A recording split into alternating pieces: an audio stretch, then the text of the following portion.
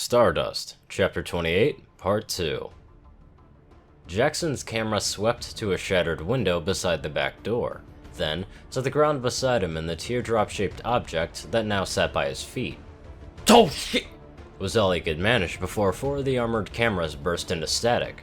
Fujikawa arched one foot to kick the front door when the door itself flew off of its hinges at her and blasted her off of her feet. The three other cameras of her fire team all snapped to the massive red monster that charged out of the doorway, but none of them fired as it turned to face them with an impromptu shield in its left hand. The limp body of a child in blood-soaked clothes. That moment of hesitation was all that red monster needed to close the distance to attack. A vicious backhand sent one soldier flying into the side of the house with a sickening crunch. Foot-long claws emerged from its forearm armor that gutted the second soldier like a fish. The last soldier snapped out of his paralysis and tried to run, only to be knocked off of his feet as a second monster blasted through the wall beside him. Any further attempts at escape were cut short as a red boot came down on the soldier's skull. "Command, I need fire support danger close on my position now! Now, goddammit, now!" Fujikawa screamed as the first monster stomped towards her as she extricated herself from the front door that had pinned her. The monster was massive, even bigger than the mutons that had been encountered in the Gangplank mission, and completely covered from head to toe in heavy red armor. It dropped the lifeless little body it carried in its left hand and reached forward to pull onto the surviving member of Strike 6 up. The massive claws surged forward and Fujikawa's vital signs fluctuated before flatlining. The Sky Rangers would not let the deaths of Strike 6 go unanswered. "Crimson, on station, Crowley, light those fuckers up! Harbinger, tally-ho!" The nose-mounted heavy lasers stitched across the two red-armored mutants. The first second of sustained fire saw their armor melt as they tried to seek cover. The next second of fire caused them to explode as the liquids in their bodies vaporized. The third second of fire reduced them both to little more than melted pools of slag. "Command, Crimson, Strike 6 is KIA. There are heat signatures still inside. Strike 5, confirm plasma fire on your position originating from the house."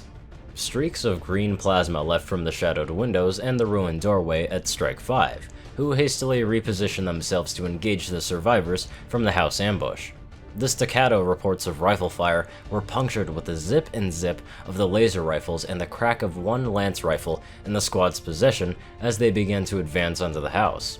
None of the Strike 5 soldiers had their eyes onto the crashed ship in the field near the house, so they missed the arrival of their mission's primary objective. Two outsiders emerged from the ship and immediately opened fire onto the strike teams with their near-perfect flanking position. Unlike the other aliens encountered thus far, the outsiders were almost human in their proportions, and vague appearance through their forms flickered with each step like an image from a projector near death. Two soldiers died almost immediately as the rapid-fire plasma shots hammered them from behind, and Strike 5's discipline began to falter. The orderly advance onto the house broke down as the soldiers scrambled for any cover that they could. "Understood. Strike 5 will secure the crash site." Bradford barely heard the words as his legs nearly gave out from under him. A white, hot spike of pain, unlike anything he had ever experienced in his life, exploded within his skull and sought to rob him of his consciousness. His hands slapped onto the console before him as he leaned forward heavily and he let out a breath he didn't know that he had been holding. He dragged his gaze up to the armor cameras again. "Strike 6 will sweep the house for survivors." His vision was awash with blurs and blind spots, but Bradford could see Strike 6 approaching the house exactly as he had already seen. Fujikawa's camera caught sight of the blood patch and the discarded shotgun, and the laser rifle rose into frame. "Jackson, you take Team 2 around the back, I'll—" "Negative, Strike 6, do not approach the house. Take up positions to cover the front entrance and prepare to fire on hostiles as they emerge." Bradford kept his tone as neutral as always, but he felt every set of eyes in the Situation Room upon him. Almost every face was wide-eyed and pale, but none spoke a word. "Crimson, Harbinger, fire on the house." Copy that. Firing position in 5 seconds." Hesitation was obvious in the reply from one of the Sky Rangers. Fujikawa's response was frantic. "Sir, I hear screaming from the house. We have to—" "They'll be dead before you reach the door. Fire now!" The Sky Rangers reached their firing positions, and just as their heavy lasers began to incinerate the house, the front door flew off of its hinges. The red-armored mutant burst through with its human shield leading the way, while the second burst through the wall beside the door. Both charged towards Strike 6's position. Big red thing, 5 rounds rapid! Fujikawa barked, and the collection of lasers, lances, and conventional firearms opened up onto the two targets. One fell from sustained fire, though it continued to crawl forward before finally expiring. The others led with its human shield, and anyone observing the video could tell the poor soul held in its massive hand was dead. But Strike 6's hesitation was all the opportunity that was needed. One soldier was blasted off of his feet with a backhand, while another was bowled over and trampled in the rush. The mutant turned and hurled its meat shield at the two others before turning, and catching a lance beam squarely in its helmeted face, it collapsing like a puppet with its strings cut. Command Crimson, I have mutants exiting the back of the house, moving to engage now. Bradford didn't even bother to acknowledge the report before shifting his focus. Strike 5, hostiles are present inside of the ship. 2 outsiders are on their way to you. Copy that command, eyes on target. Kazim, use that arc grenade. The two outsiders charged out of the crashed ship and into the well-prepared sights of Strike 5. The two aliens dove into cover, while the XCOM soldiers moved into a better position. When one of the outsiders rose to fire onto the soldiers as they moved, Kazim rose and hurled the appropriately named stun grenade. The softball-sized projectile flew with a speed and surety of a fastball thrown by a major league pitcher, and its intended target was the head of the now exposed outsider. The outsider's reaction speed was remarkable as it leaned out of the projectile's path and it sailed past. Unfortunately for the outsider, the near miss was still close enough for the device to activate. The stun grenade made a 90-degree turn mid-air, smacking the outsider onto the face and letting loose an electrical discharge. The screeching scream cut across the field and the alien's body flickered and disappeared into an orange crystal, which dropped onto the ground. The second outsider didn't so much as spare a glance towards its fallen comrade as it continued to fire. Several sections of its body dissolved from the bullet and laser hits, only to reform themselves. When the volume of fire increased, it ducked down and shuffled to a new firing position, only to find an XCOM soldier with an arc thrower waiting for him. Its screams echoed across the field as its body dissolved in an orange flash while leaving a crystal behind. Command, confirm capture of 2 HVTs. Command, Harbinger, thermal scans show no other hostiles in the area. Excellent work, Bradford congratulated over the radio as he finally straightened enough to resemble his usual calm self. Begin recovery operations and return to base. Stand down from alert status. With his final orders given, Bradford turned and left the room without a word to any of the pale-faced and wide-eyed personnel in the Situation Room. 2:40 p.m., May 13th, 2015, Armory.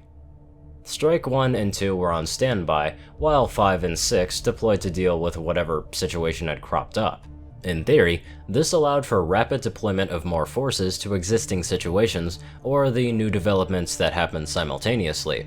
In practice, it led to groups of soldiers being locked up in a little room for potentially hours on end. Paul, Matt, and Shioji were pillars of calm, while the rest of Strike 1 were all nervous energy and jitters. The noticeable exception was Robert Sachs, who appeared to have propped himself up into a corner of the armory with his chin down onto his chest in apparent sleep. Matt couldn't help but chuckle at that before looking over to Strike 2 and noticed their similar state. Wherever 5 and 6 are, I wish them luck. We need a win after what happened with that battleship. Matt's thoughts inevitably drifted to Lana's questions before the alert as he tuned out the buzz of conversation. So, what did she mean, unusual? I don't know, spoon-bending and fortune-telling? That sounds like magic. He scoffed at the thought, but the question still nagged at him. But why would she ask something like that? I mean, we both know that Twilight is the only one who can do magic. His eyes widened as he considered the implications. Spoon-bending. Wasn't there a rumor about Strike 6 having someone that could do that? I thought it was bullshit parlor tricks to scam folks out of money at the local bar, or the usual crap that soldiers tell each other. But what if Lana somehow managed to do magic? The intent of her question finally struck home as Matt's eyes widened. If she's capable of doing that, then does that mean she thinks I can? Another thought struck Matt that drained a bit of color from his face. What if I've been doing it already? I can't think of anything abnormal. Well, except... Matt clasped his hands before his face as he struggled to remember the exact series of events that led up to Seioji's recruitment. A floater had thrown a grenade that had bounced just right for Matt to kick it away from Lana and the others. The alien grenades were notorious for their unpredictable trajectories after bouncing due to their unusual shape. That might be attributed to luck, but the moments leading up to that bounce seemed to stretch for ages. And there was also that moment when those chrysalids came with splitting distance of us. Matt sucked in a breath as he connected the dots. So, there was also the first time that we met in the lab, as well as when I used that arc thrower in the fields, then there was that shield test with Lana just a few hours ago. Matt absently pulled a pencil from one of his hip pockets and set it onto the bench in front of him before setting his gaze onto it. Was that magic or something? Not natural in all those moments? I mean, I certainly remember in those past times when it felt like it slowed down, but those moments certainly felt pronounced. If that's true, shouldn't I be able to do something like Twilight, telekinesis or something? For several long moments, Matt simply stared at the pencil as it sat onto the bench in front of him. He threw his willpower against it in every way he could imagine, and was rewarded with absolutely no movement or reactions in any way.